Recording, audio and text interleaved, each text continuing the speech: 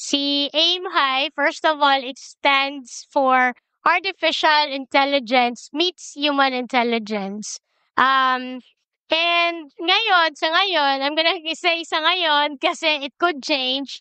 Sa ngayon, yung main product line talaga namin is si AIM High Construction App. So, AIM High Construction App is a web app, and we are on a mission to help the Philippine construction industry when it comes to digitalization. AIM High Construction App is an AI powered construction project management platform, and that's what makes us different from the rest of the construction application out there right Okay. now. Very standard use case. Okay. Okay.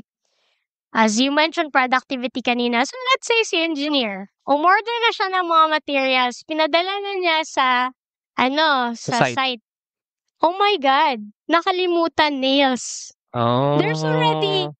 10 people there. Oh. And all the other materials are there, but they cannot proceed. But then Oh. yung sahod, you cannot just stop it, right?